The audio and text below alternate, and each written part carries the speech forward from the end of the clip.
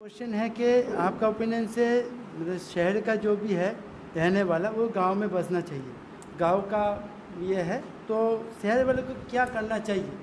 क्योंकि अगर कोई खेती भी ज़मीन भी ले ले तो उसका भी तो आपने बोला है 3 जनरेशन का नहीं है तो वो अपना हक का नहीं माना जाएगा।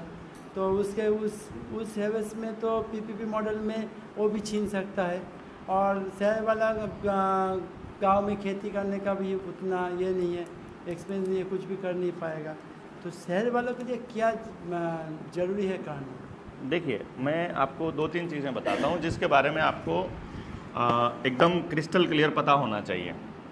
पहले तो आपको नगर यानी शहर, हमारे यहाँ शहर नहीं नगर होते थे, नगर और गांव का एक्चुअल मॉडल हमें पता होना चाहिए।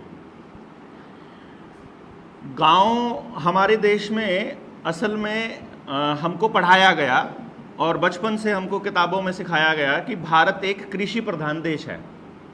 ये गलत है, 100% गलत है। भारत कृषि प्रधान देश नहीं है, भारत उत्पादन प्रधान देश है। भारत जो है प्रोडक्शन का हब होता था और ये आज नहीं होता था। आज हम कहते हैं कि भारत की जो अर्थव्यवस्था है वो टॉप 10 में पहुंच गई है, फिर हम टॉप 5 में पहुंचने वाले हैं, फिर हम टॉप ऐसे करके पहुंचने वाले हैं। आज भारत किसी भी पोजीशन पर पहुंच गया हो, आप देखोगे कि भारत की जितनी संपत्ति है वो ऐसे है जैसे 4-5 पिलर्स के पास जाके कॉन्सेंट्रेट हो गई है, वहीं जाके कंसोलिडेट हो गई। मतलब एक पिलर भी अगर गिरता है, यानी अगर आज अडानी बर्बाद होने लग जाए शेयर मार्केट में, और शेयर मार्केट क्योंकि वॉल स्ट्रीट न्यूयॉर्क में है वहाँ से चलती है और वो लंदन वाले कंट्रोल करते हैं और वह एक्चुअली इजराइल से ही कंट्रोल होता है। तो कहने का मतलब ये हुआ कि यानी अगर इजराइल इशारा कर दे और वर्ल्ड वॉर आ जाए और अडानी के शेयर गिर जाएं, अंबानी के शेयर गिर जाएं, तो जितना पैसा आम पब्लिक का वहाँ लगा हुआ है वो सारा का सारा चौपट हो जाएगा। अभी 4-5 दिन पहले क्या हुआ आपने देखा होगा, आज 25 तारीख है, 25 मार्च 2024, एक हफ्ता पहले मार्केट में क्रैश हुआ था, ठीक है। अब आपने कभी भी अखबार को ध्यान से नहीं पढ़ा, अखबार आपको कैसे मैनिपुलेट करता है। अखबार में हेडलाइन आई कि मार्केट क्रैश हुई, उसमें निवेशकों का यानी इन्वेस्टर्स का 14 लाख करोड़ रुपया डूबा और 1 लाख करोड़ रुपया अडानी के डूबे। उसमें 1 लाख करोड़ रुपया अडानी का डूबा, लेकिन 13 लाख करोड़ किसके थे ये किसी को ने बताया नहीं। तो जो आम पब्लिक है उसने कितना इन्वेस्ट किया हुआ है, किसी ने 20,000, किसी ने 2 लाख, किसी ने 4 लाख, किसी ने 1 लाख, किसी ने 70,000, ऐसा करके किया हुआ है। तो वो जिसने 2,000 रुपया इन्वेस्ट किया या 2 लाख इन्वेस्ट किया हुआ है या जो हर रोज़ इन्वेस्ट कर रहा है, उस आदमी को ये संतुष्टि हो गई, ये उसको ये सेटिस्फेक्शन हो गया कि अडानी का क्योंकि 13 लाख मतलब 1 लाख करोड़ डूबा है तो कोई बात नहीं है, तो बाकी पब्लिक का 13 लाख करोड़ डूबा है, यानी वो हमारा पैसा है जो 13 लाख करोड़ डूबा है। और वो कोई भी TV, news channel, media house, अखबार आपको नहीं बताएगा कि वो आम पब्लिक का पैसा है। और वो कौन है ज़्यादातर? या तो वो शहर में रहने वाला आदमी है जिसके पास हराम का पैसा आता है। हराम का पैसा कौन सा है? जो सबसे वाहियात पैसा है, जो कमाई है, वो एक तो ब्याज की कमाई होती है, अगर कोई पैसे से ब्याज कमाता है, और एक किराए की कमाई होती है। किराया जो है वो हराम है, यानी कि किराए मतलब ये समझ लेना, अगर आपको अपने बेटा बेटी की शादी करनी है और अगर कोई अपनी प्रॉपर्टी के कहता है कि इतनी प्रॉपर्टी है और इतनी प्रॉपर्टी से इतना किराया आता है, ये समझ लो उसका घर आने वाले वक्त में बर्बाद होने वाला है। क्योंकि अगर आप कर्म से पैसा नहीं कमा रहे हो, कर्म को ही प्रधान माना गया है अपने देश के अंदर ना, बड़ा एक नियम है बड़ा स्पष्ट। यदि हम कर पैसा नहीं कमा रहे हैं, आपके बाप ने किया था, वो प्रॉपर्टी बना दी और उससे आपका किराया मिल रहा है, वो हराम का पैसा है असल में। और वो हराम का पैसा किसी के भी घर में आएगा, वो सुख शांति लेकर नहीं आ सकता। सुख शांति केवल वही पैसा लेकर के आएगा जो आपने अपनी मेहनत से कमाया है। तो अभी हम लोग क्या करते हैं, जैसे मैं वेंचर शुरू करता हूँ, कोई बिजनेस बाहर, हम लोग कोई छोटा मोटा कोई कॉन्ट्रैक्ट लेते हैं किसी एजुकेशनल इंस्टीट्यूट का, एजुकेशन सेक्टर में, तो जितना भी पैसा हम लोग अर्न करते हैं वहाँ से मेरा एक नियम है, मैं उस पैसे को कभी घर नहीं लेकर जाता हूँ, क्योंकि वो जिन्होंने कमाया है टीम ने, वो उनका हक बनता है। तो तुम कमाओ, उनको हम बोल देते हैं कि तुम इसमें से, मेरे को जब ज़रूरत पड़ेगी मैं तुमसे मांग लूँगा। बट मतलब ऑब्वियसली साइंस, जैसे अभी फॉर एग्जांपल अभी आप लोग ये सब सीख रहे हो, तो ये कितना बड़ा प्रोजेक्ट है, कि जैसे एक बच्चा वो आया है, एक बच्चा ये आया है, एक बच्चा कल उनका आया था, तो इनको क्या इच्छा हुआ कि फटाफट जो है सर जो है आए हुए लोग हैं तो सर से हम लोग अपने बच्चों का काउंसलिंग कर लें और हम इनका पता चल जाए और हमको हमारा फ़ायदा हो जाएगा, है ना। और फिर हमने क्या सोचा कि भाई आए हुए इनको तो हम लोग इंक्लूड कर ही लेते हैं। मैंने इनको बोला कि देखो अगर आपको अपना काउंसलिंग कराना है तो चंडीगढ़ आइए, वहीं आइए, अदरवाइज़ आप सबके लिए सीखिए। सबके लिए जब आप सीखोगे तो आपको ये तो यानी कि जिसको भी पता चलेगा कि भाई हमारे पास ये टेक्निक है, सबको एकदम से मन में ये आएगा कि अच्छा नहीं मुझे पता है, मतलब मैं ये कह रहा हूँ जैसे हाँ, नो प्रॉब्लम, वो कोई बात डोंट माइंड, लेकिन मेरा वो बात उस फ्लो में था, उसको नहीं लेना।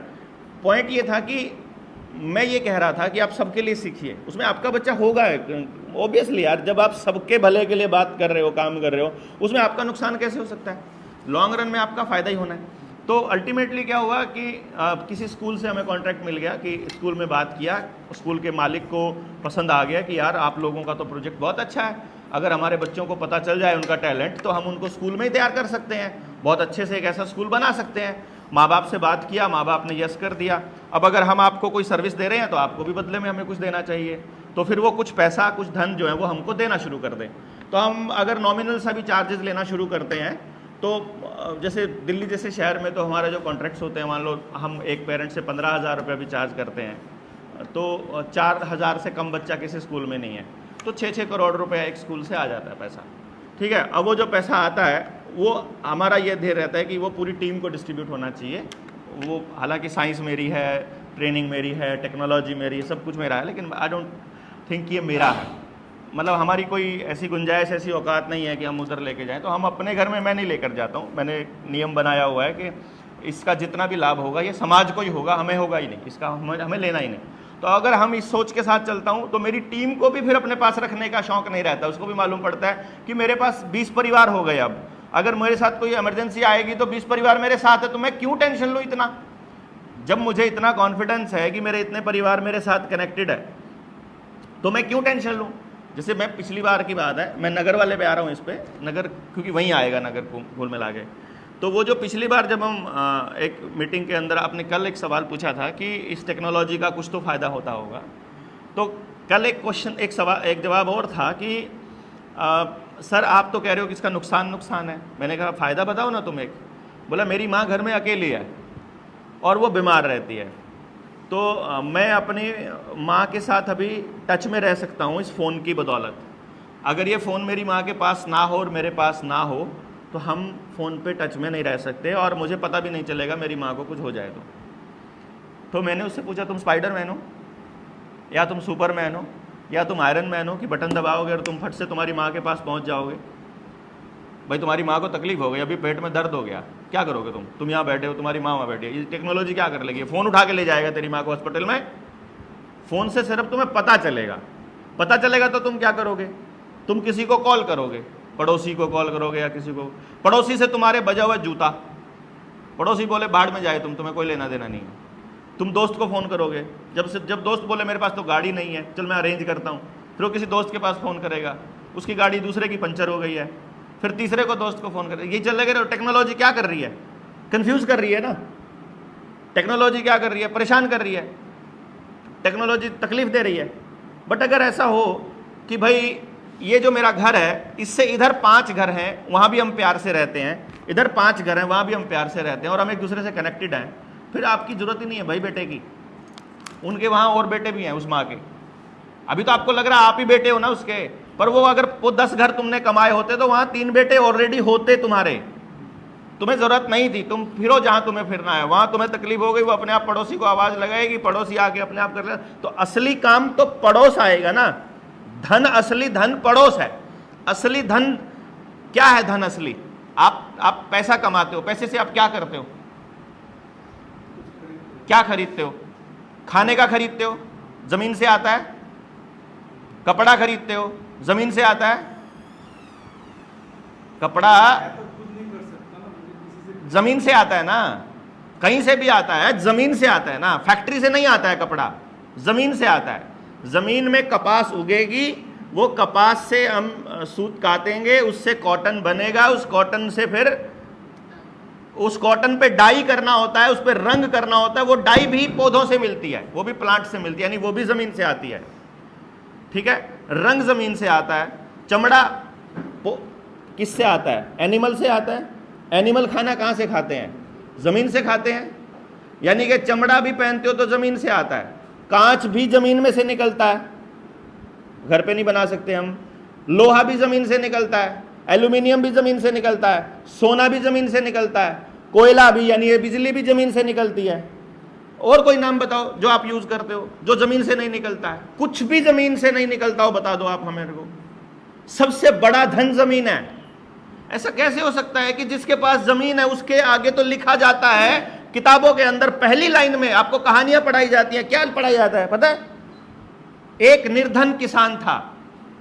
किसान को निर्धन बोलते हैं। उसके पास सारा धन है, उसके पास जमीन है, उसके पास पशु है, उसके पास पशुधन है, मेहनत का धन है, सेहत का धन है, सूरज है, चांद है, हवा है। रात को सोता है तो ऊपर सारे तारे दिखाई देते हैं। ये दिल्ली में रहती है, दिखता है कोई तारा? कभी नजर नहीं आता, आसमान ही दिखता नहीं है किधर को। आप यहाँ रहते हो, महानगर में रहते हो, दिखता है कभी तारा? कभी देखा है? बताया क्या होता है?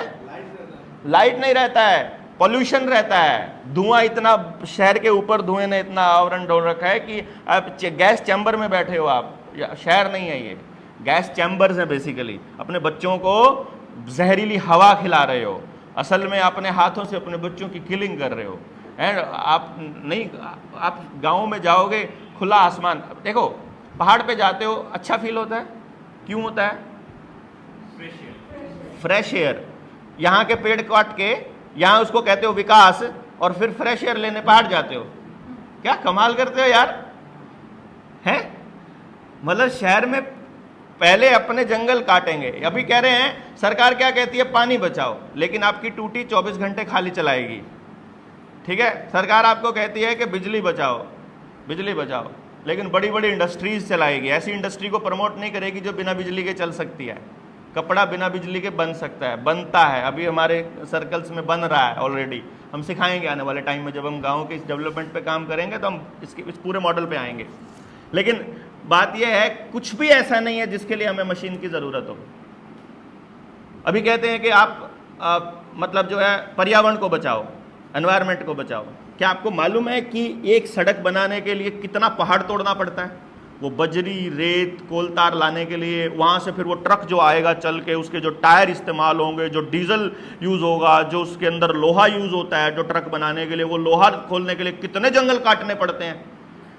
वो जो लिथियम की बैटरी बनाने के लिए, वो लिथियम के कश्मीर के कितने जंगल काटने हैं, अभी अंदाज़ा है आपको? जो अभी वहाँ एल्यूमिनियम का बॉक्साइट और मिला है और सोने का और मिला है हसदेव के अंदर, वहाँ 2 लाख एकड़ ज़मीन में से जंगल काटे जा रहे हैं, और आप एक पेड़ लगा के पर्यावरण बचाओगे? इंडस्ट्रीज़ के लिए जंगल काटने पड़ते हैं, और गाँव के लिए जंगल काटना नहीं पड़ता, गाँव जंगल बनाता है अपना। यानी कि अगर कोई चीज़ एनवायरमेंट फ्रेंडली है तो वो गाँव है, और जो शहर है वो गैस चैम्बर के अलावा कुछ नहीं है। लेकिन अब असली मॉडल पे आते हैं जिसकी मैं बात कर रहा था, जहां से क्वेश्चन अराइज होता है। क्वेश्चन अराइज होता है कि शहर के लोग सरवाइव कैसे करें। पहले यह है कि शहर की जरूरत कहां पड़ती है, शहर की जरूरत कहां है। जब सब कुछ हमारे गांव में पैदा हो रहा है या हम कर सकते हैं, या इस गांव में सारा नहीं हो सकता है तो आधा इस गांव में होता है, तो आधा इस गांव में होता है, तो सामान के बदले सामान लेना मतलब धन के बदले धन लेना। यहां तक तो बिल्कुल सही चलेगा। और मैं ये भी प्रूव करूंगा कि जिसको आप धन मानते हो, पैसा जिसके लिए आप काम कर रहे हो, वो फ्रॉड है, वो नकली है। मैं इसको लास्ट में प्रूव करूंगा एंड ऑफ द डे। बाकी जो लोग रुपए वाला मेरा खेल समझते हैं उनको पता है, जो रुपया छापने का खेल अगर आपको रिजर्व बैंक का पता हो तो मालूम पड़ जाएगा। CBDC किस किस को मालूम है? यूज़ करके देखा है? किसी ने यूज़ किया है उनमें से? अगर यूज़ करोगे तो आपको पता चलेगा डिजिटल करेंसी में 2 रुपये से स्टार्ट है, 1 रुपया नहीं है उसके अंदर। मालूम है क्यों है? क्योंकि भारत की करेंसी रुपया है और वो रुपया है, वो भारत की करेंसी नहीं है। CBDC सेंट्रल बैंक की करेंसी है, और सेंट्रल बैंक रिजर्व बैंक नहीं है। Central bank bank of England को बोलते हैं। आपके नोट के ऊपर लिखा है guaranteed by central bank, reserve bank का जो नोट होता है। 1 रुपए के नोट पे लिखा होता है इतना बड़ा बड़ा भारत सरकार, और 1 रुपए के अलावा जितने भी नोट लिखे होते हैं they are not currency note. Currency note केवल एक है 1 रुपए का, और बाकी के जितने नोट है they are all bank notes, और वो जारी किए हैं रिजर्व बैंक ने, और रिजर्व बैंक सरकारी बैंक नहीं है। मद्रास हाईकोर्ट का फैसला है 2020 का 19 का, उसमें स्पष्ट लिखा है bank employees and RBI employees are not government employees. हैं? हाँ, पढ़ना आप, उसमें लिख लेना, सर्च कर लेना, एनडीटीवी की बड़ी खबर और दूसरी सारे जितने बड़े बड़े चैनल्स हैं उन सबकी खबर आई थी कि एक तरह की ये तो सरकारी नहीं है, हम तो इनको सरकारी मान रहे थे, union bank of India, state bank of India, हम इनको सरकारी मान के बैठे हुए हैं, किसी को नहीं पता। अब वो रिजर्व बैंक के हैं, रिजर्व बैंक बना रहा है नोट, उसमें नीचे लिख रहा है guaranteed by the central government. अब सेंट्रल गवर्नमेंट तो लोग सोचते हैं क्योंकि अखबार में लिखा आता है केंद्र सरकार तो सेंट्रल गवर्नमेंट भारत सरकार को बोलते होंगे। भारत सरकार के ऑफिशियल सिर्फ 3 नाम है। आपके पासपोर्ट के ऊपर लिखा होता है रिपब्लिक ऑफ इंडिया, आपके डॉक्यूमेंट पे लिखा होता है गवर्नमेंट ऑफ इंडिया अगर कोई ऑफिशियल ऑर्डर आता है, और तीसरा एक ऑर्डर आता है जो कोर्ट में जो लिखा जाता है वो होता है यूनियन ऑफ इंडिया वर्सेस फलाना डिमकाना, ये चलता है। यानी कि सेंट्रल गवर्नमेंट नाम की कोई चीज़ ऑफिशियली एग्जिस्ट नहीं करती इंडिया के अंदर। तो गारंटी किसकी है? जो 1934 में रिजर्व बैंक बना, उस टाइम अंग्रेज़ों का यहाँ राज चलता था, वहीं के बैंक ऑफ वहाँ पार्लियामेंट, इंग्लैंड की पार्लियामेंट से कानून बनते थे, और पार्लियामेंट की इंग्लैंड की पार्लियामेंट से जितने कानून बनते थे उन कानूनों में सेंट्रल गवर्नमेंट लिखा जाता था। तो सेंट्रल गवर्नमेंट है वही है अभी भी, और अभी ये सेंट्रल बैंक डिजिटल करेंसी उन्हीं की करेंसी है, और ये हर दुनिया के हर देश में चालू हो रही है। अब इसके लिए पहले बताएंगे अरे इंडिया की करेंसी की वैल्यू बढ़ गई है। इंडिया की करेंसी की वैल्यू ना बढ़ सकती है ना घट सकती है। जिस चीज़ की वैल्यू घटती है या बढ़ती है वो वस्तु होती है, वो करेंसी नहीं होती है। करेंसी वो होती है जिसकी वैल्यू कभी घटती नहीं है। करेंसी का स्टैंडर्ड हमेशा फिक्स रहता है, स्थिरांक होता है, कांस्टेंट रहता है, और वो कांस्टेंट है 15 रुपए की एक मोहर। This is the standard. यानी 1 रुपए में 15 रुपए की एक मोहर का मतलब है एक मोहर में होता है 11.664 ग्राम सोना। तो 11.664 ग्राम सोना को 15 से डिवाइड करोगे 1 तोला को, तो 1 रुपए की वैल्यू आएगी 777 मिलीग्राम सोना। यानी कि भारत की करेंसी का 1 रुपया उसकी वैल्यू है 777 मिलीग्राम सोना। उतना ही सोना रिजर्व बैंक की करेंसी के जो नोट हैं इनके 5000 रुपए में आते हैं। यानी भारत की करेंसी के 1 रुपया आरबीआई की करेंसी के 5000 के बराबर है। अभी भी ऑफिशियली डॉक्यूमेंट है हमारे पास, आरबीआई के दिए हुए सर्टिफाइड कॉपीज हैं। तो जो आपको जो दिया जा रहा है वो रिजर्व बैंक का पैसा दिया जा रहा है, और क्योंकि आप भारत के नागरिक हो, आप जो मेहनत कर रहे हो वो आप ये सोचकर कमा रहे हो कि मैं भारत का रुपया कमा रहा हूं, लेकिन आप रिजर्व बैंक का रुपया कमा रहे हो। और रिजर्व बैंक रॉथस्चिल्ड फैमिली का है, जिस फैमिली के अंडर में वर्ल्ड बैंक आता है, सारे दुनिया के जितने से रिजर्व बैंक आते हैं सारे उसी के अंडर आते हैं। सो कितना बड़ा गेम प्लान है, यू वोंट अंडरस्टैंड। लेकिन जो पॉइंट था वो ये था कि भारत एक उत्पादन प्रधान देश है, प्रोडक्शन इसका मेन फोकस रहता था। तो जब सब कुछ प्रोड्यूस हम लोग करते थे तो जो बाकी बच गया, गाँव को जितनी ज़रूरत है उसके बाद क्या, क्योंकि गाँव की जो प्रोडक्शन है उसका अगर आप कैलकुलेशन करोगे, अभी तो क्या हुआ, अभी तो गांव के अंदर हमने सिर्फ ऐसे एक मोनोक्रॉपिंग शुरू कर दी, एक ही क्रॉप हम बोना शुरू कर दिया कि ये गांव में सिर्फ इसकी होगी। जैसे आपके बंगाल के गांव में जाएंगे तो इधर शायद फिशिंग, धान का होता है और फिशिंग का होता है, 2 ही रहता है। तो बाकी इंडस्ट्रीज जो हैं वो धीरे धीरे गायब हो रही हैं। आपकी आर्ट कल्चर आपका बहुत रिच है, जूट होता था खूब आपके यहाँ पे, फिर ये ताड़ से आप दूध भी निकालते होते थे, है ना, हैं, हाँ, कपड़ा आप लोग यूज़ करते थे। तो वो सारा इंडस्ट्री इन्होंने धीरे धीरे मल्टीनेशनल कंपनीज को ट्रांसफ़र करने के लिए ऐसे कानून बना दिए कि आपका वो काम करना मुश्किल हो जाए। जैसे हमारे यहाँ हम अपना मीठा बनाते थे, अपना गन्ना खेत में बोया, उसी से शक्कर निकाली, उसी से गुड़ निकाला, उसी से जूस निकाला, उसी से लाड़ा निकाला अपने डंगरों के लिए, तो सारी चीज़ें हमारी हो गई। तो अब उसको जब तक वो खा रहा है आदमी तब तक वो बीमार नहीं पड़ेगा, उसको शुगर कभी नहीं होगी। तो शुगर देने के लिए उसको सल्फर वाली चीनी देनी है। अब जैसे उसी से खांड भी हमारी बन जाती थी जो चीनी का अल्टरनेट है। तो तो अब उसको चीनी देनी है, तो उन्होंने क्या किया कि एक कानून बना दिया कि तुम्हारा जो ये कलेसर है, तुम्हारा जो कोल्हू है, इससे प्रदूषण फैलता है और प्रदूषण के जो नॉर्म्स हैं तुमको सर्टिफिकेट लेना पड़ेगा इस डिपार्टमेंट से। एनजीटी का ऑर्डर है कि तुमको जो है ये सब जो है बंद करना पड़ेगा। तो वो बंद करना पड़ेगा क्योंकि वो पोल्यूशन फैलता है, तो वो पोल्यूशन उससे फैलता है और फिर उसके बाद फैक्ट्री खुल जाएगी फिर। और फैक्ट्रियों के लिए रिलैक्सेशन है प्रदूषण में, मतलब आपकी छोटी इंडस्ट्री के लिए कोई रिलैक्सेशन नहीं है। अगर कुम्हार की भट्टी जल रही है उसको कोई रिलैक्सेशन नहीं मिलेगा, लेकिन प्लास्टिक की फैक्ट्री चल रही है उसमें कोई दिक्कत नहीं है। आप अगर डंपिंग यार्ड का प्लास्टिक जला रहे हो तो कोई दिक्कत नहीं है। तो जब आपके गांव में ही प्रोडक्शन हो रही है तो आपके गांव में पॉलीथीन नाम की कोई चीज़ नहीं आएगी, क्योंकि आपका कुछ भी शहर से नहीं आ रहा है। शहर से नहीं आ रहा है तो कैरी बैग ज़ीरो, क्योंकि आपका सब कुछ वहीं बन रहा है। और चूंकि आप वेस्ट मटेरियल से चीज़ें बनाना जानते हो, तो जो दूसरे प्लास्टिक के कट्टे हैं, दूसरी चीज़ें हैं, उससे आप झोले बना लेते हो, तो और उन्हीं झोलों को झोलों के रूप में यूज़ करते हो। या फिर कपड़ा जब आपका अपना है, आपने अपना कॉटन है आपके पास है, जूट के थैले हम लोग रूटीन में अपने बस्ते स्कूल में यूज ले जाने के लिए और फिर वो सब यूज़ करते होते थे। तो जो प्लास्टिक है गाँव के अंदर वेस्टेज जो है वो ज़ीरो है। जो वेस्टेज बची वो कौन सी बची? फल सब्जियों की बची, वो डंगरों के आगे डल जाएगी, तो जो हमारा पशुधन है वो उसको खा जाएगा, या फिर जो खाद है उसमें चली जाएगी। गोबर है वो सारा खाद में चला जाएगा, मूत्र है सारा खाद में चला जाएगा। तो गोबर, मूत्र और सब्जी फल का जो कचरा है, जो भी बायोडिग्रेडेबल है, वो सारा चला गया खेत में, और नॉन बायोडिग्रेडेबल कुछ है ही नहीं है। मैंने वो टाइम अपने गांव में देखा है कि कुछ भी नॉन बायोडिग्रेडेबल नहीं है। तो पोल्यूशन ज़ीरो है गांव के अंदर। ज़्यादा से ज़्यादा पोल्यूशन धूल मिट्टी के रूप में मिलेगा, और धूल मिट्टी पोल्यूशन नहीं होता है। धूल मिट्टी पोल्यूशन नहीं होता है। धूल मिट्टी से किसी को एलर्जी नहीं होती है। अगर किसी को मिट्टी से एलर्जी है, किसी को धूल से एलर्जी है, किसी को धूप से एलर्जी है, किसी को गेहूं से एलर्जी है, किसी को इन चीज़ों से एलर्जी है, तो ये केवल उन बच्चों को मिलेगी जिनको पैदा होते ही बिल गेट्स वाले ये सुइयाँ लगती हैं, इंजेक्शंस लगते हैं। जो अनवैक्सीनेटेड बच्चा है, उसको, जिसकी माँ ने कभी कोई वैक्सीन नहीं लगवाई या नहीं लगवाई, उसको कभी कोई एलर्जी मैंने आज तक नहीं देखी। ठीक है, क्लैरिटी। ऑटिज्म भी केवल उनको मिलता है, वो मैंने कल आपको बताया ही है। डिसलेक्सिया भी केवल उनको मिलता है। 100% का गारंटी है, गारंटी भी नहीं, गारंटा है। ठीक है, तो अभी आपके पास ये पता चल गया कि गांव के अंदर प्रोडक्शन ही प्रोडक्शन है।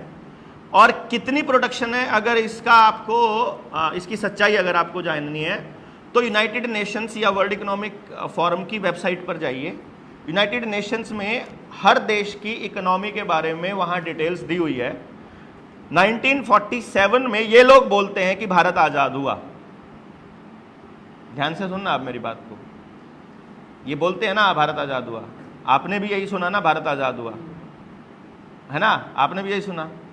और हमने पूछा सरकार से कि भारत आज़ाद हुआ, वो आज़ाद होने वाला दस्तावेज प्राउड का विषय होना चाहिए कि शर्म का विषय होना चाहिए?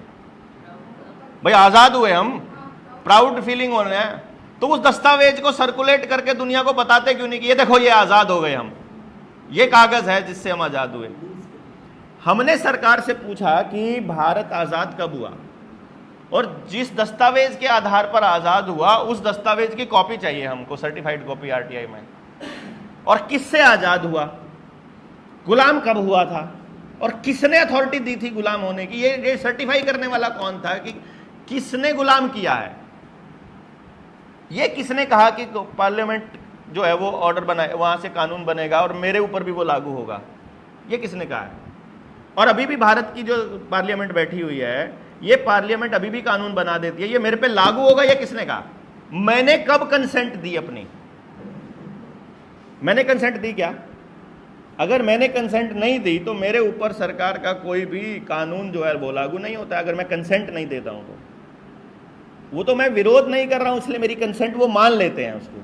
वो एक नोटिफिकेशन जारी करते हैं, लाइक अ डिक्लेरेशन, जैसे कि कोई एफिडेविट की तरह से होता है कि मैं इसका ये एक लीगल डॉक्यूमेंट आपको समझना पड़ेगा, लीगैलिटी इसकी समझनी पड़ेगी कि अगर मैं आपको कोई नोटिस भेज देता हूँ, लीगल नोटिस, कि भाई तुमने मेरे से पिछले साल जो है वो 2 लाख रुपया लिया था और मुझे वो 2 लाख रुपया मेरा वापस कर दो, तो अगर आप उसका जवाब 1 महीने तक नहीं देते हो, 28 दिन तक अगर उसका जवाब नहीं देते हो, तो वो आपकी साइलेंट कंसेंट मानी जाएगी, और उसके बाद वो जो मेरा नोटिस है, लीगल नोटिस, वो कोर्ट में एडमिसिबल होगा। कोर्ट उसको सुनेगी कि इसने ठीक कहा था।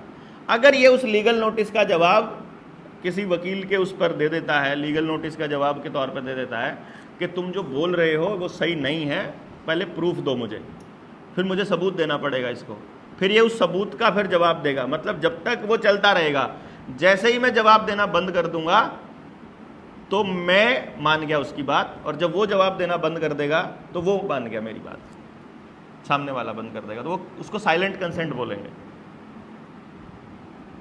तो अब किसने हमको गुलाम होने वाला दस्तावेज भेजा, किसने हमको सुनाया, वो हमको सुनाने के बाद भी चुप रहे हम, ये कौन साबित करेगा? तो ये बात कहना कि भारत गुलाम था, ये भी एक बहुत बड़ा फ्रॉड है जो हमारे बच्चों को पढ़ाया जाता है, स्कूलों के अंदर हिस्ट्री में पढ़ाया जाता है। पूरा हिस्ट्री मैनिपुलेटेड, पूरा हिस्ट्री मैनिपुलेटेड, टोटल अपने हिसाब से राजा ने बनाया हुआ। अभी भी राजा बना रहा है, अभी का राजा भी हिस्ट्री अभी की जो लिख रहा है, अखबारों में जो छप रहा है, वो सारा झूठ छप रहा है। सबको मालूम है ना, मीडिया सारा का सारा बिकाऊ चल रहा है। तो जब वो झूठ छप रहा है, तो आज से 50 साल बाद जो हमारे बच्चे जब बूढ़े बड़े हो जाएंगे, यानी जो बच्चा आज 1 साल का है वो आज 50 साल बाद 51 ईयर का होगा, तो उसके भी पोता पोती होंगे। वो जब अखबार में पढ़ेंगे तो 50 साल बाद हम लोग जिंदा अगर बचे मान लो, तो हम 80 के 90 के 100 के हो जाएंगे। और अगर हम बोलते हैं तो हम अपने पोता को बोलेंगे कि बेटा ये अखबार में सब झूठ लिखा हुआ है, और बोलेंगे बूढ़ा पागल हो गया है। अभी तो यही कर रहा है ना, अभी का जो बच्चा है वो हमारे बूढ़े को क्या बोल रहा है कि दिमाग खराब है इसका, इसको अकल ही नहीं है, तुम्हें क्या पता आज की टेक्नोलॉजी का। वो ऐसे बोलता ना, तो अरे दादा तुम्हारा टाइम और था, अरे दादा तुम दूसरे टाइम के लोग हो, आज टेक्नोलॉजी का जमाना है। क्योंकि आपको पहली लाइन में से today is the day of information technology and science and technology, है ना। और साइंस एंड टेक्नोलॉजी के लिए आपको फिर आज से 20 साल पहले ऐसे लिखवाए गए थे और उसमें रट्टा मरवाया गया है। ऐसे कभी रट्टे नहीं मरवाए जाते, लेकिन रट्टा मरवाया जाता है कि तुमको यही लिखना है कि भाई जिस चीज़ का फायदा होना है उसका नुकसान भी होता है, या जिसका नुकसान है उसका कोई तो फायदा होता होगा। तो आप सवाल पूछेंगे फिर अब कोई तो फायदा होता होगा, फिर हम बताएंगे कि चलिए बताइए। देखो ओवरऑल फायदा फिर मैंने आपको कल के सेशन में भी बताया था, फिर से मैं आपको बता रहा हूं और फिर आज फिर बता रहा हूं। अगर वो चीज सच है तो सिर्फ फायदा होगा। Got it? अगर वो सत्य है, अगर वो ट्रुथ है तो सबका फायदा होगा। और अगर वो एक हिस्से का फायदा कर रहा है और एक हिस्से का नुकसान कर रहा है तो वो सच नहीं हो सकता। 100 में से 99 का फायदा कर रहा है और 1 का भी नुकसान कर रहा है तो अभी उसमें झूठ आ गया। इसका मतलब तो हमारा जो टारगेट क्या है, वो ट्रुथ सीकिंग है कि वो कौन सी चीज है जिसकी वजह से उस 1 का नुकसान हो रहा है, वो भी निकालो ना, क्यों हो रहा है उसका। क्या वो जो 1 है जिसका नुकसान हो रहा है, क्या वो पार्ट ऑफ द यूनिवर्स नहीं है? क्या वो पार्ट ऑफ द एग्जिस्टेंस नहीं है? क्या वो लिविंग बीइंग नहीं है? नॉन लिविंग बीइंग वो क्या नहीं है? नॉन लिविंग बीइंग को भी आप नॉन लिविंग बीइंग कैसे कहते हैं? आप पहाड़ को नॉन लिविंग कैसे कह सकते हो? आप पत्थर को नॉन लिविंग कैसे कह सकते हो? नॉन लिविंग चीजें फिर तो यूज होने की होनी नहीं चाहिए ना। वो तो आपके लिवलीहुड के लिए यूज हो रहा है तो वो यूज हो रहा है, देयर इज सम यूज उसका। तो किसी का भी लिविंग है, नॉन लिविंग है, पत्थर है, पेड़ है, पहाड़ है, नदी है, पानी है, समंदर है, किसी का भी इतना सा भी नुकसान होता है तो वो झूठ है और झूठ पर लगाम लगनी चाहिए। The question is this. तो गांव इस तरीके से डिजाइन किया गया था कि उसमें किसी का भी नुकसान नहीं होगा। अगर किसी के घर में 20 भैंसे हैं, देखना अब इसको समझना, उसके घर में 20 भैंस हैं और रहने वाले 5 मेंबर हैं या 10 मेंबर हैं, तो इतना दूध होगा कि उनसे वो पिया नहीं जाएगा। तो पुरखों ने नियम बनाया कि दूध बेचना नहीं है। दूध बेचना मतलब पूत बेचना, हमारे वहां पर यह कहा जाता है। दूध बेचने को पूत बेचना, बेटे के बेचने के बराबर माना। तो दूध बेचेंगे नहीं तो फिर उस दूध का क्या करेंगे? लस्सी बनाएंगे अगले दिन उसका, घी बनेगा और लस्सी बनेगा।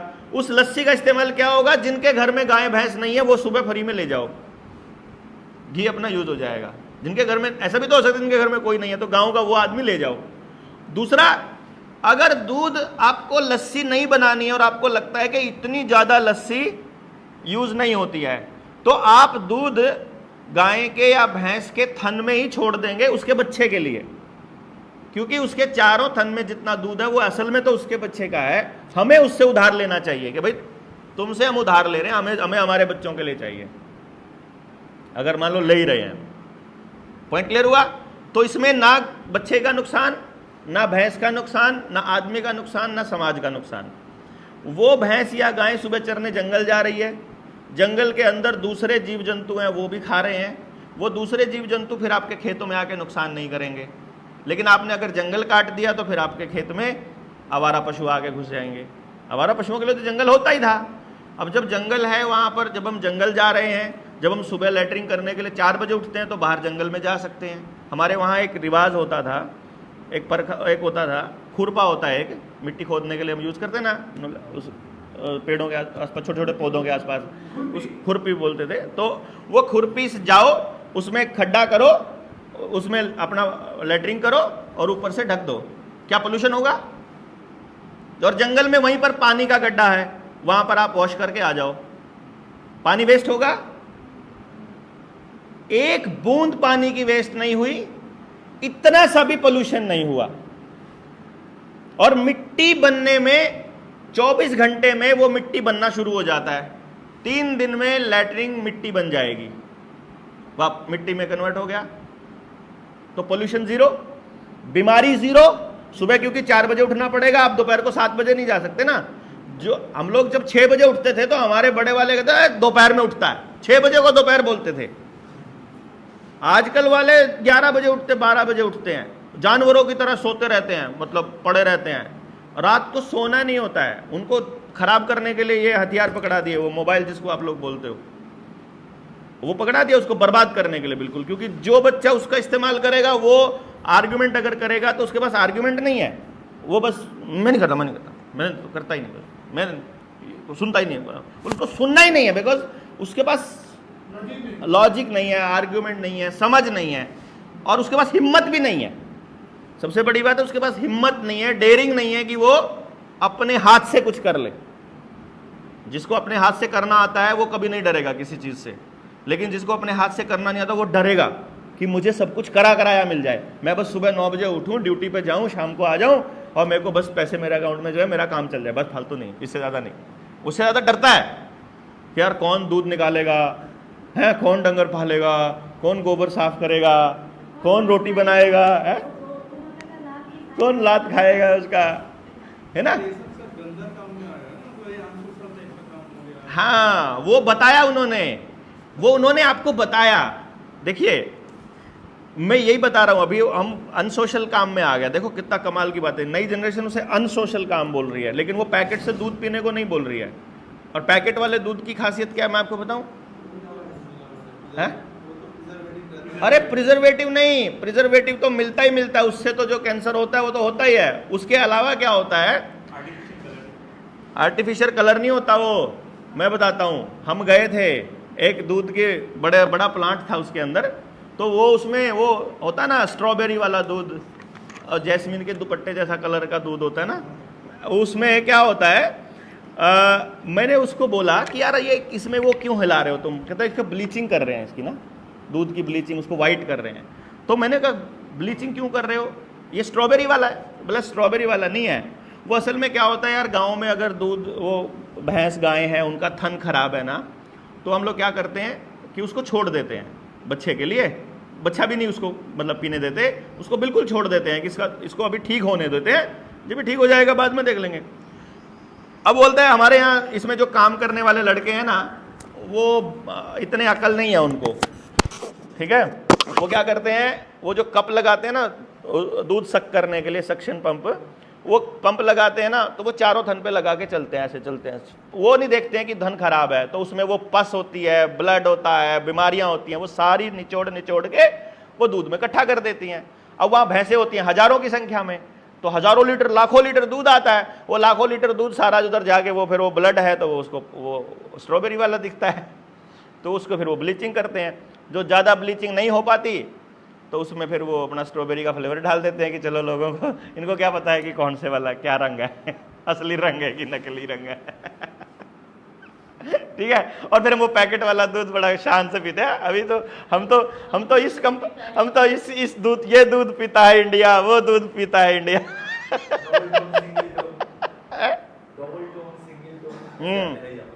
टोन करे हुए दूध पीता है। अगर आपका बच्चे को आपने प्योर रखा है ना, मतलब मैं आपको बताता हूं, जैसे हमारा ये यशस्वी है ना, इसको ये हमारा लेबोरेटरी टेस्ट था हमारे घर में। मतलब हम दूधिये से दूध लेते थे ना, तो जो दूध अब शहर में रहते हैं तो दूधिये से लेना पड़ेगा, पैकेट का तो हम नहीं लाएंगे। तो दूधिये को जो दूध लिया उसकी एक घूंट हम इसको पिला के देखते थे, ये ऐसा कर दे तो भाई नहीं, ये पास नहीं है, क्योंकि ये इसने अपनी दादी के हाथ का प्योर पिया हुआ था गाँव में, बिना केमिकल का, बिना बिनोले, वो मतलब खेत का ही सारा कुछ यूज़ करते होते थे हम लोग, तो इसको प्योर दूध का टेस्ट मालूम था। तो ये ना कभी पैकेट का पिया इसने, ना कभी खराब दूध पिया इसने, इसको मालूम था ये दूध पहली घूंट पे नहीं अच्छा नहीं है, तो भाई ठीक है, रिजेक्टेड है। हमें ज़रूरत ही नहीं है। अब हमारे वाले बच्चों को तो पहले दिन से पता ही नहीं है ना प्योर और मतलब ख़राब दूध का क्या मतलब है।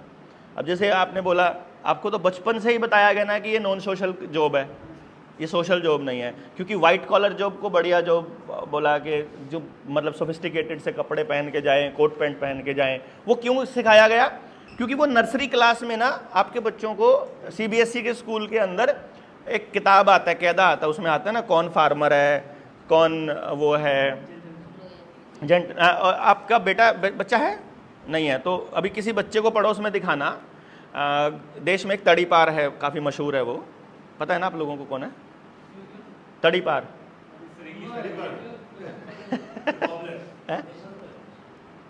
है? तड़ीपार होता है जिसको कोर्ट ने तड़ीपार किया होता है कि तुम शहर में, तुम स्टेट में एंटर नहीं कर सकते।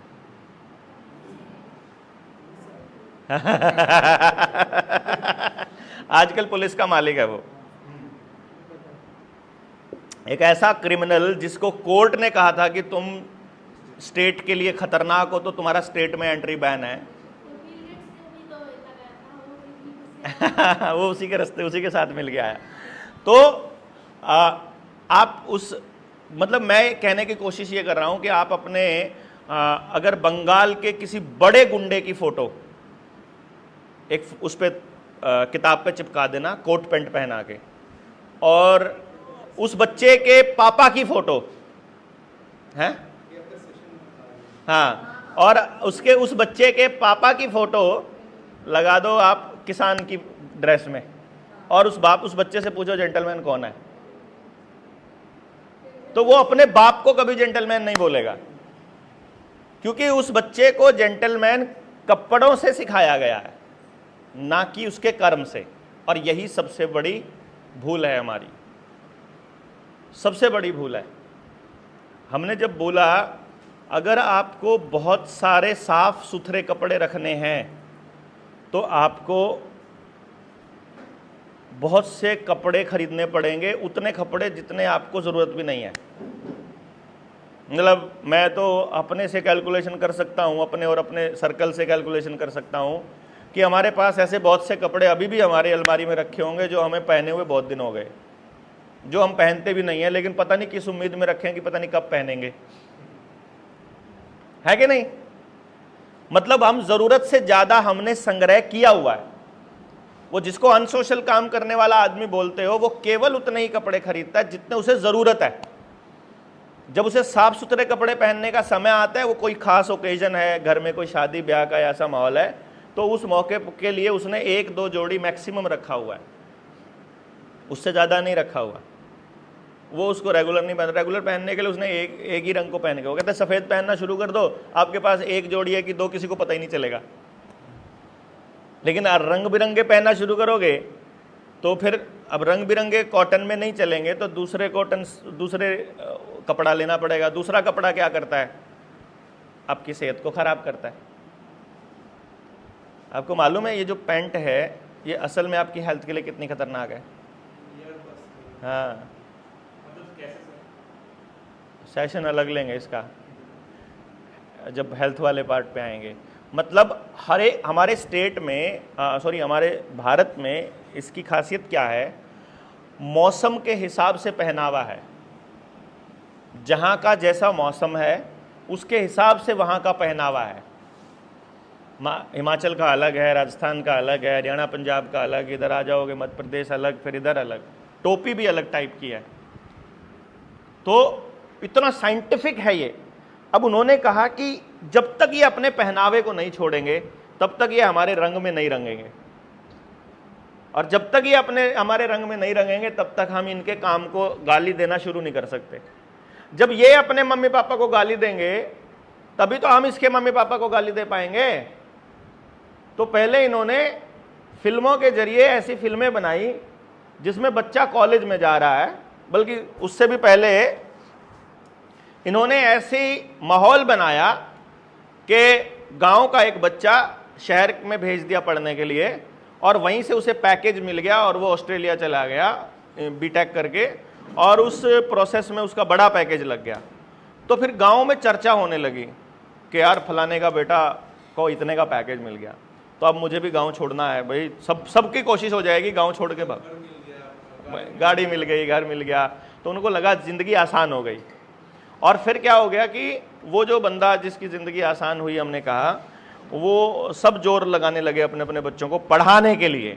और जब पढ़ाने के लिए जोर लगाया तो हर बंदे ने अपनी औलाद को बोला कि बेटा डंगरों को पानी मैं पिला लूँगा, तू तो पढ़ ले, खेत में काम मैं कर लूँगा, तू तो पढ़ ले, रोटी मैं बना लूँगी बेटी, तू तो पढ़ ले, सफाई मैं कर दूँगी, तू पढ़ ले। यानी जो काम अपने काम थे, अपने कपड़े धोना, अपना साफ सफाई करना, अपना बिस्तर लगाना, अपना काम को उन्होंने कहा ये मैं करूंगी, तुम पढ़ लो। और फिर बच्चे ने सोचा कि सिर्फ पढ़ना ही काम है, बाकी सब बेवकूफ़ी है, क्योंकि उसके माँ बाप ने खुद ही कहा है कि ये वाला काम तो पागलों का काम है, ये काम तो बेवकूफ़ों का काम है, इंटेलिजेंट लोगों का काम तो सिर्फ पढ़ने का है। फिर वो सिर्फ पढ़ने बैठ गया। अब पढ़ने के बाद अगर बात करें नौकरी की, तो नौकरी की परसेंटेज मिलेगी 0.01%, तो नॉन नौकरी वाले रहेंगे 99.9%। तो अब वो कहेंगे फिर कहीं भी दिला दो, क्योंकि वो कहेंगे एक्सपीरियंस तो होएगा ही, चलो कुछ ही लगा लो, मतलब किधर भी लगा लो। फिर वो इस लेवल पे चले गए कि अपने ही गांव में ATM लगा हुआ है तो उसकी चौकीदारी भी करने को तैयार है। फिर वो इस लेवल पे आ गए। अब वो इसका मतलब पढ़ने के लिए जब गांव से निकला तो फिर एक मूवी में दिखाया कि कॉलेज में बच्चा अपने दोस्तों के साथ मौज मस्ती कर रहा है, कोल्ड ड्रिंक वगैरह पी रहा है कैंटीन में बैठा, और उसका बाप अपने बेटे से प्रेम से मिलने जाता है। तो उसका बाप क्योंकि किसान था तो अपने धोती कुर्ता में था, तो वो उसको देख के ही उसे शर्म आने लगती है, और वो अपने दोस्त उसके पूछते हैं ये कौन था, तुम्हारा पिताजी? ना ना ना ना, ये तो हमारे घर का नौकर है। देखोगे ना सबने ये फिल्म इस टाइप की, सबने देखी है टोटली। वो नए बच्चों को ऐसा बिहेव करने के लिए तैयार करते हैं। आप देखना जिनका बच्चा आजकल कार्टून ज्यादा देखता है ना, जो कार्टूनों में रहता है, वो अपने मम्मी पापा से कैसे बात करेगा? बस क्या मम्मी आप तो दिमाग खराब कर देते हो मेरा, मुझे नहीं करना है ये। जैसे कार्टून्स में जिस तरह के डायलॉग बोले जाते हैं बिल्कुल डिट्टो वैसे ही बोलते हैं। यानी टीवी बेसिकली आपके बिहेवियर को डिजाइन कर रहा है। तो आपको फिर ये पहले माँ बाप ने ही आपको भगाया था इस काम से, फिर उसने सिस्टम ने भगा दिया, अब आप वापस गांव की तरफ जाते हुए डरते हो। लेकिन कमाल की बात क्या है, सोचा आपने कभी कि अब पता चलता है कि गैस की रोटी खाने से तो गैस्ट्रिक बनती है एक पेट में। अब पता चल रहा है कि खड़े होकर खाना बनाने से तो यूट्रस कैंसर के चांसेस बढ़ रहे हैं, ब्रेस्ट कैंसर के चांसेस बढ़ रहे हैं। तो नीचे बैठ के जो खाना बनाती थी हमारी औरतें वो तो बढ़िया थी। अभी सरकार प्रमोट कर रही है कि हमने धुएं से निजात दिला दी इतनी करोड़ औरतों को गैस सिलेंडर देकर। अभी पता चल रहा है कि जब वो धुएं में काम करती थी तो उस टाइम उनकी आंखें गीली रहती थी, जिसकी वजह से वो आंखें कभी खराब नहीं होती थी। तो मैंने कभी किसी बुजुर्ग लेडी को चश्मा लगा देखा ही नहीं। जो धुएं में काम करती थी तब तो चश्मे लगते नहीं थे, तब तो आंखें किसी की खराब नहीं थी। ये मोतियाबिंद आंखों का है क्या, ग्लूकोमा, ड्राई हो जाना, हाँ, आंखों का ड्राई हो जाना। और ये सारी बीमारियां कब हुई? जब से स्क्रीन आई और जब से गैस आई। क्योंकि जब आप काम करते हो तो आप नेचुरली आंखें ब्लिंक करते हो, लेकिन जब आप टीवी देखते हो, स्पेशली जब आप पास से देखते हो या गेम खेलते हो, तो आप ऐसे देखते हो। कभी बच्चे को देखना आप, वो ब्लिंक ही नहीं करता है, वो मिस नहीं करना चाहता उस मोमेंट को, तो ब्लिंक नहीं करेगा। तो वो यानी इसका मतलब क्या हुआ कि अच्छा, गैस, अभी जंगल है तो आपके पास लकड़ियों की कमी नहीं है, घर में पशु है तो आपके पास उपलों की कमी नहीं है, लेकिन गैस अगर बंद कर दे, सोचो आप शहर से अब गांव की तरफ चलते हैं, अगर शहर में गैस बंद कर दे सरकार, तो आपके पास ईंधन रूप में क्या है? और कानून बना दे कि तुम लकड़ी जलाओगे तो तुमको इतना जुर्माना लगेगा क्योंकि ये पोल्यूशन फैलता है। Then what next? Packet food देंगे, और पैकेट फूड में प्रिजर्वेटिव है, प्रिजर्वेटिव मतलब कैंसर। अभी तो ये भी पता चला था ना, मैकडोनल्ड का पता चला था आप लोगों को ना, उसमें क्या क्या मिलाते हैं वो, है ना।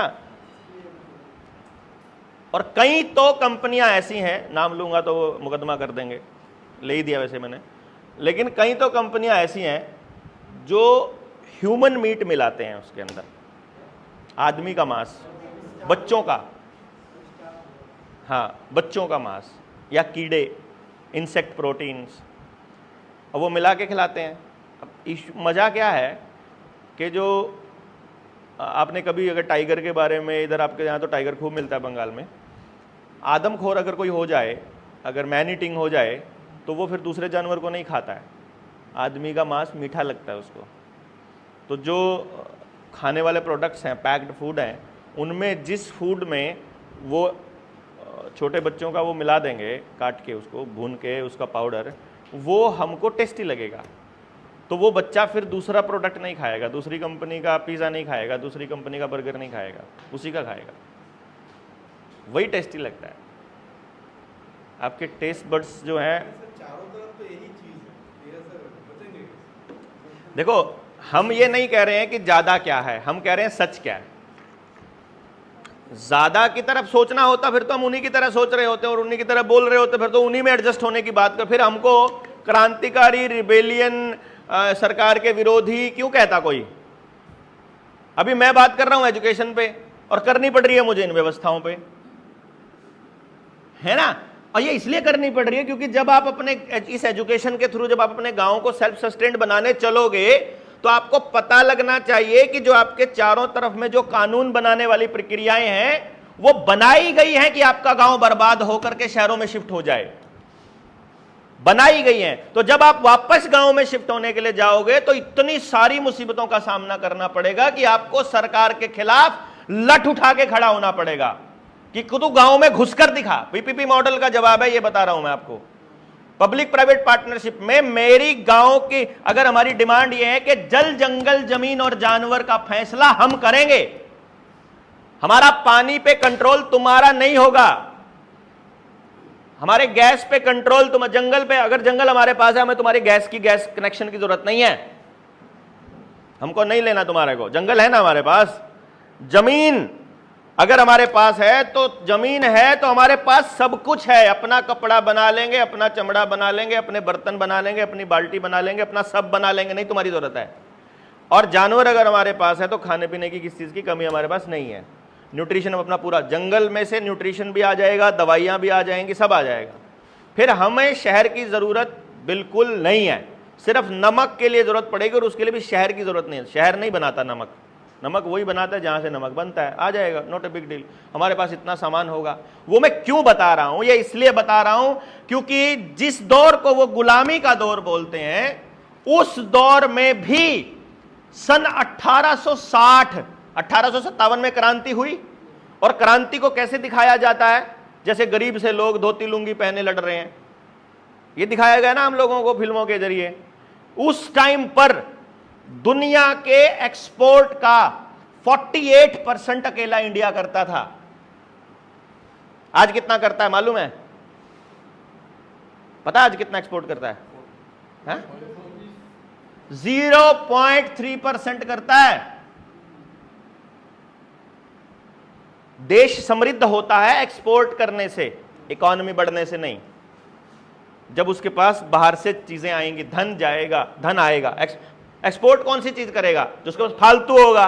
फालतू चीज दे के असली चीज मंगाओ जिस चीज की जरूरत है, तभी तो समृद्ध होंगे हम। हमें जिस चीज की जरूरत है वो हमें मंगाना पड़ रहा है, धन दे करके, मेहनत कर करके, सोना दे करके। सोने के बदले जा रहा है सब कुछ, पैसे के बदले नहीं जा रहा कुछ भी। ठीक है, यानी इसका मतलब क्या हुआ कि हम ऑलरेडी दुनिया के एक्सपोर्ट इंडेक्स में सबसे टॉप पर ऑलरेडी थे। अब पूरी दुनिया मिलकर तो 52% एक्सपोर्ट कर रही है और अकेला भारत कर रहा है 48%। तो हम मजबूत हुए कि गरीब हुए? उस टाइम पर, उस मूवमेंट पे 1860 में हम मजबूत हैं कि गरीब हैं? हम मजबूत हैं। कौन आएगा हमारे पास हम गरीब होंगे तो? गरीबों के घर में कौन खाना खाने जाता है भैया? गरीबों के यहां रहने कौन जाता है? अंग्रेज यहां आए थे, यहां कुछ मिलता होगा तो ही आए होंगे, या वो ये कहने आए थे कि नहीं हो तुम तो यार गरीबी में रह रहे हो भारत वालों, तुमको अमीर बना के जाएंगे। हैं? इतने बढ़िया हैं वो, इतने अच्छे लोग हैं कि वो आपको अमीर बनाने आए। लोगों को बोला अंग्रेजों ने डेवलपमेंट कर दिया। क्या डेवलपमेंट किया? बोला रेल पहले अंग्रेजों ने बनाई। रेल की जरूरत क्यों पड़ी हमको?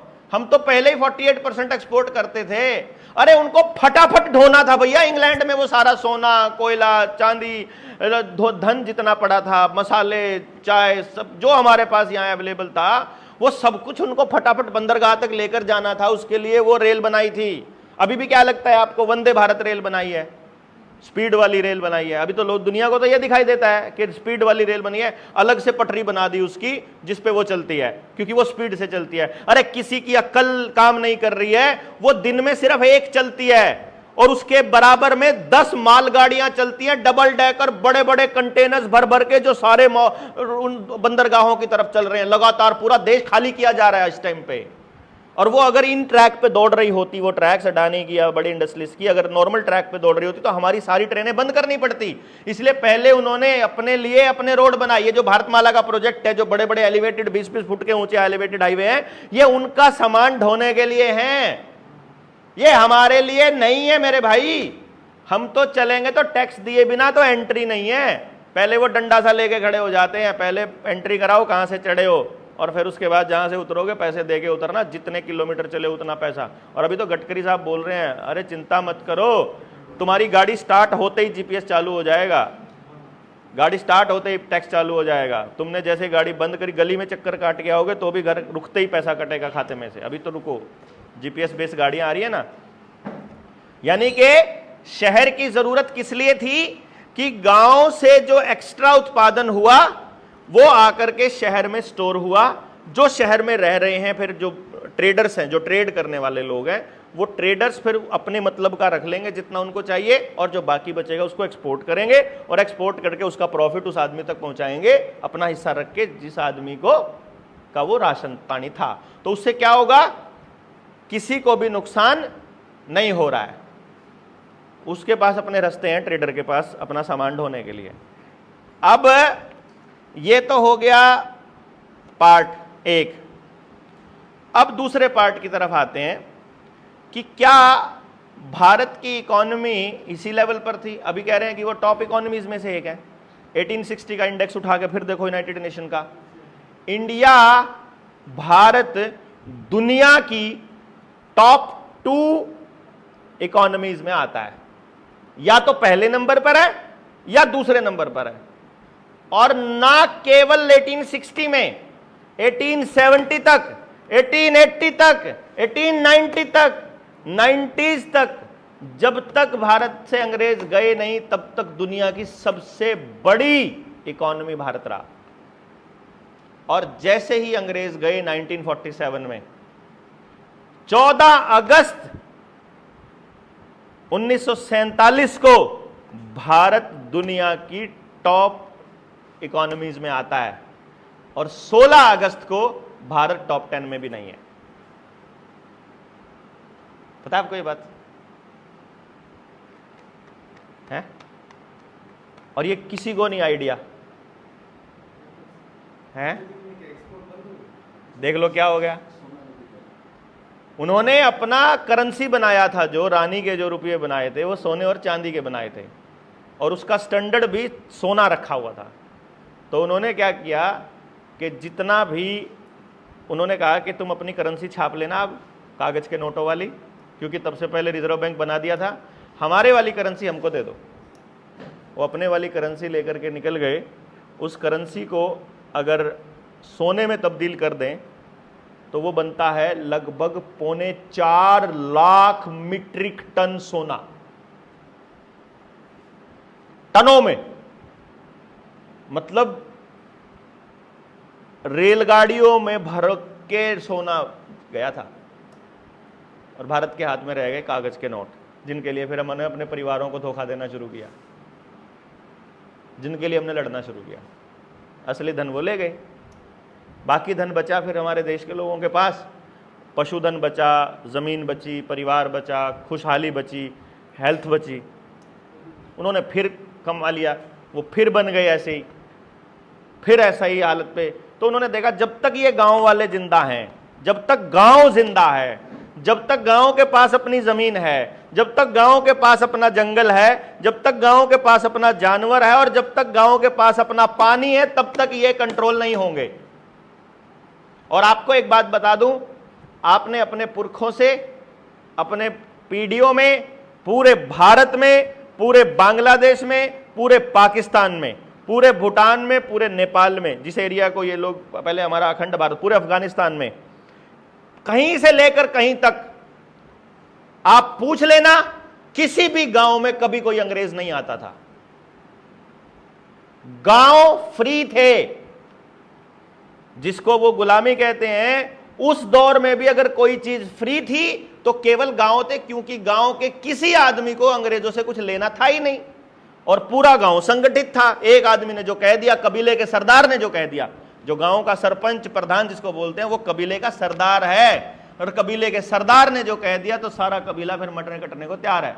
और उनको पता है कि ये लोगों को साथ पंगा मत लो, तो उन्होंने हमको छोड़ दिया था। जो ट्राइबल लोगों के लिए अलग से कानून बने हैं वो क्या हैं, अगर इसकी डेप्थ में जाओगे तो आपको पता चलेगा कि गांव भी कबीला है। गांव के पास अपना जंगल है, अपनी जमीन है, अपने जानवर हैं, और गांव अपनी ही व्यवस्था में रहता है। तो गांव के ऊपर भी आईपीसी नहीं लगती है जब तक गांव का व्यक्ति सरकार से कोई बेनिफिट नहीं लेता। इसीलिए उन्होंने ये बेनिफिट देने शुरू किए कि आपके बच्चों के लिए स्कूल बना दिया। स्कूल तो गांव वालों ने बनाया हुआ अपनी जमीन देकर। आप अपने गांव वालों से पता करो, आपके गांव की जमीन है वो, आपके गांव के लोगों ने डोनेशन देके बनाई थी, आपके गांव के लोगों की मेहनत लगी है। सरकार का कुछ नहीं है जिसको सरकारी स्कूल बोलते हो आप।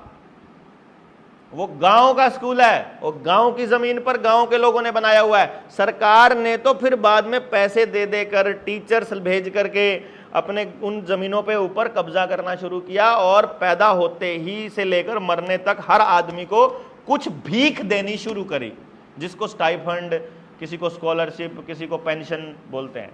वो भीख है असल में, ताकि आदमी का जमीर गिरा रहे, ताकि आदमी मरा रहे, उसकी आत्मा, क्योंकि जिसको भी फ्री में कुछ मिल जाएगा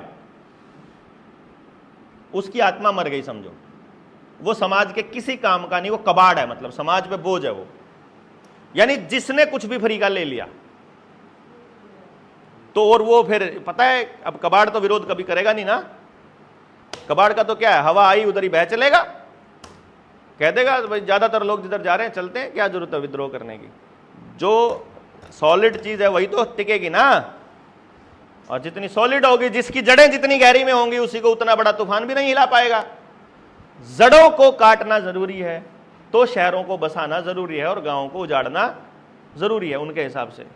और अगर हमको अपना जड़ बचानी है, अपने बच्चे बचाने हैं, तो गांव बचाना पड़ेगा, समझे ना। ऑप्शन ही नहीं है आपके पास। तो गांव बचाना है तो गांव को प्रोडक्शन पे लेके आना पड़ेगा। प्रोडक्शन पे लेके आना है तो गांव के लोगों की सोच बदलनी पड़ेगी। गांव के लोगों की सोच बदलने के लिए समय चाहिए। अब मैं आप लोगों के लिए बंगाल में चौथी विजिट है मेरी, अब 4 दिन के लिए आया हूं। अब इस्तेमाल करिए जितना करा जाता है। आपने कितना टाइम दिया है इस दौरान बीच में समाज को, गांव को समझाने के लिए? 0। तो कैसे सोच बदलेगी भाई? अभी कल आपने क्या बोला रात को, दिमाग का दही बन गया, दिमाग तो खराब हो गया, दिमाग तो पलट गया, चीज़ें खराब लगने, सब वेस्टेज लग रहा है, सब खराब, पता लग रहा है कि ज़िंदगी जितनी जी है सब वेस्टेज है। आप तो कम से कम ठीक है, अभी 70-70 साल के लोग ऐसे हैं जिनको अब पूछूं ना मैं लिख करके अपनी ज़िंदगी के अचीवमेंट बताओ तो लिखने को कुछ भी नहीं है उनके पास, जीरो। जिस चीज़ के लिए दोस्तों से धोखा किया, जिस चीज़ के लिए सब किया, वो सब करके अब आज वो आ गई, अब उसको एंजॉय करने लायक नहीं है। शरीर में 24 घंटे दर्द रहता है, परिवार में 24 घंटे कलेश रहता है, बेटा बात करके राजी नहीं है, बहू मतलब ताने मारती है, पत्नी कहती है तूने इनके चक्कर में मेरे से भी कभी टाइम नहीं दिया, अब तू भी भाड़ में जा। तो घर में कुछ है ही नहीं, तो किसके लिए कमाया? फिर तो ये जो पंखों की कंपनी है, बिजली कंपनी है, पेट्रोल कंपनी है, गाड़ी की कंपनी है, जूते की कंपनी है, कपड़ों की कंपनी है, फिर तो कंपनियों के लिए कमाया, ब्रांडेड आइटम्स के लिए कमा रहे हो हम। तो अपने लिए तो कमा ही नहीं रहे ना, अपने लिए समय नहीं, अपने परिवार के लिए समय नहीं, अपनी सेहत के लिए समय नहीं, शरीर के लिए समय नहीं, जमीन के लिए कोई समय नहीं, अपनी आत्मा को बचाने के लिए कोई समय नहीं। और जिसके पास अपने लिए समय नहीं, जो अपना नहीं वो किसी का नहीं हो सकता, है कि नहीं? और मेरे को एक साथी एक बोल रहा था, अंकल जी कह रहे थे, बोला तुम अपने शरीर पर कितना समय देते हो? मैं कहा मैं तो नहीं दे पाता। बोला जब तू अपना ही नहीं है तो किसका होएगा, फिर तो देश का कैसे करेगा? मैंने कहा बात तो आपने ठीक कही है, तो मेरा तो बॉडी क्लॉक सारा खराब हुआ पड़ा। अब मैं ये कह दूं अपने बॉडी को, या मैं प्रण ले लूं कि मैं सुबह 3 बजे 4 बजे एक्सरसाइज पक्का किया करूंगा, तो 3 बजे क्या पता मैं फ्लाइट में हूं, है? अब मैं ये भी नहीं कह सकता, तो फिर मैं तो यही कहता हूँ जिस टाइम भी समय मिलता है मैं तो तभी कर लेता हूँ।